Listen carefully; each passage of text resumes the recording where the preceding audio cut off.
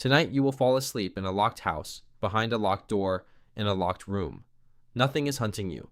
Nothing is waiting outside your window. Your body doesn't know that. For most of human history, sleep was not safe. Sleep was the single most dangerous thing a human being could do. And the strange part is your brain still remembers. 200,000 years ago, your ancestors were not the strongest animal on the savannah. They were not the fastest. They did not have claws or fangs or thick hides. They had soft skin, slow legs, and small teeth built for chewing fruit, not flesh. By almost every physical measure, early humans should have been easy prey. So how did a hairless, slow, weaponless primate survive next to lions, hyenas, leopards, and saber-toothed cats for hundreds of thousands of years? The answer is not strength. It's something stranger. Anthropologist Donna Hart spent decades studying this exact question. Her research, compiled in the book Man the Hunted, argues that humans were not primarily hunters in our deep evolutionary past. We were hunted, constantly. And that fact, more than any other, shaped who you are today. Hart's evidence is unsettling. Fossilized human and hominid remains from sites across Africa show puncture marks that match the teeth of leopards and large cats. Skulls have been found with tooth-sized holes punched clean through them. Some of the oldest hominid fossils we have were not buried. They were eaten, and the leftover bones were simply found later, scattered near a predator's den. This changes the story you were probably taught. You may have pictured early humans as fearless hunters, spears raised, chasing down mammoths. But for an enormous stretch of time, the more accurate picture is smaller, quieter, and far more frightened. Your ancestors spent their days listening, watching the tree line, counting the members of their group before the sun went down. Because here's the thing about predators. They don't usually attack groups. They attack stragglers. This single fact may be the most important survival pressure in human history. If predators picked off individuals who wandered alone, then evolution would have rewarded one trait above almost any other. The desire to never be alone. Not preference, not personality, survival. Think about that the next time you feel anxious in an empty room, or the next time silence makes you uneasy. Your brain may not be malfunctioning. It may be running code that is over 1 million years old. Psychologist and primatologist Robert Sapolsky has spent much of his career studying stress responses in primates. And one of his core findings applies directly here. The human stress response, the fast heartbeat, the tunnel vision, the urge to freeze or flee evolved almost entirely around predator threat. Not deadlines, not emails, not arguments with a coworker, lions. Your nervous system was built in a world where the wrong shadow at the wrong moment meant death. It was never updated for the modern one. That's why a parking garage at night can spike your heart rate even though no one is there.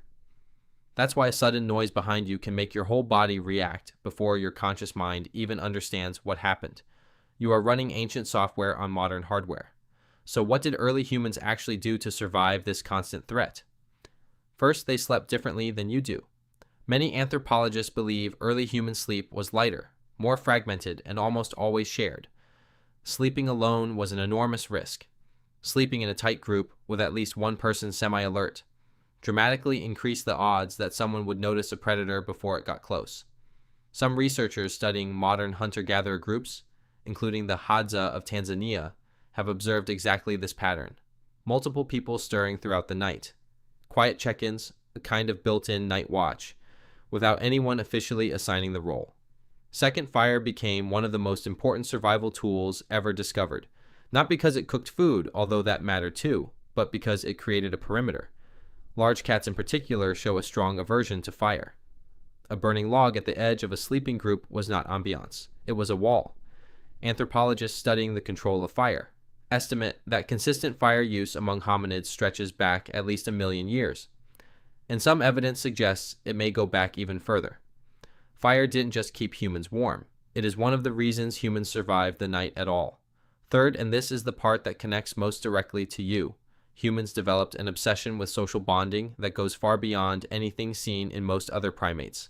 Gossip, storytelling, shared meals, group rituals. These behaviors look social on the surface. Underneath, they are defensive. A tightly bonded group reacts faster, watches more carefully, and protects its members more reliably than a loose collection of individuals.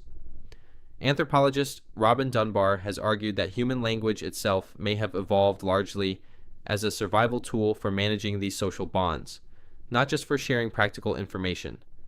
Knowing who you can trust, who is reliable, who will warn you if something moves in the grass, this knowledge could mean the difference between living and dying. Gossip in this light isn't a flaw in human nature.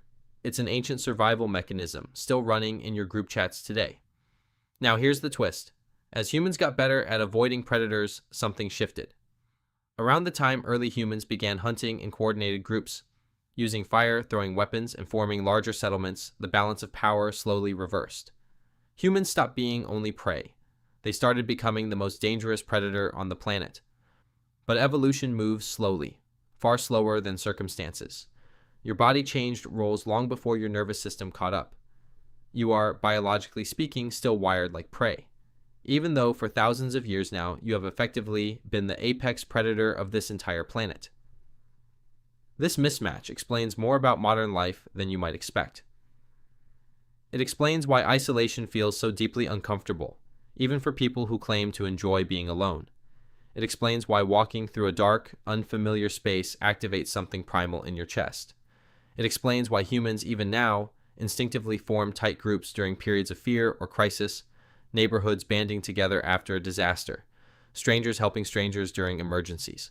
That instinct isn't learned, it's inherited. Consider how often modern psychology circles back to the same theme.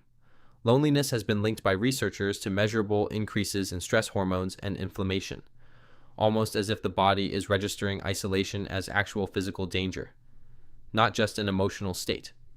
Your ancestors who felt distressed by being alone were the ones who fought their way back into the group. The ones who didn't feel that distress, who wandered off comfortably by themselves, didn't tend to survive long enough to pass that trait forward. So when you feel that pull to text a friend back immediately, when silence in your apartment feels heavier than it should, when you instinctively check that a door is locked before you can relax, none of that is weakness, it's an inheritance. You are not afraid of the dark because you are irrational. You are afraid of the dark because for most of human history, the dark was where the predators were. And maybe that's the real lesson hiding underneath all of this. The species that became powerful enough to dominate every other animal on Earth didn't get there through strength, speed, or sharp teeth.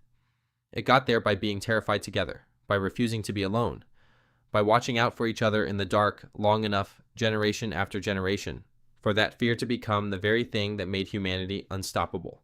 Tonight, when you lock your door and feel that small flicker of relief as it clicks shut, remember what that feeling actually is.